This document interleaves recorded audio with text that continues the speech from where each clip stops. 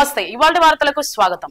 మహిళా సింహగర్జన పిలుపు. తెలంగాణ తొలి కమిషన్ చైర్మన్ భాగ్యలక్ష్మి మాట్లాడుతూ మే 30న మహిళా సింహగర్జన సభను విజయవంతం చేయాలని ఓబీసీ సెంట్రల్ కమిటీ జాతీయ బీసీ మహిళా సమైక్య అనుబంధ సంఘాల సంయుక్త ఆధ్వర్యంలో పిలుపునివ్వడం జరిగింది. ప్రతి మహిళ పాల్గొని విజయవంతం చేయవలసిందిగా భాగ్యలక్ష్మి కోరారు.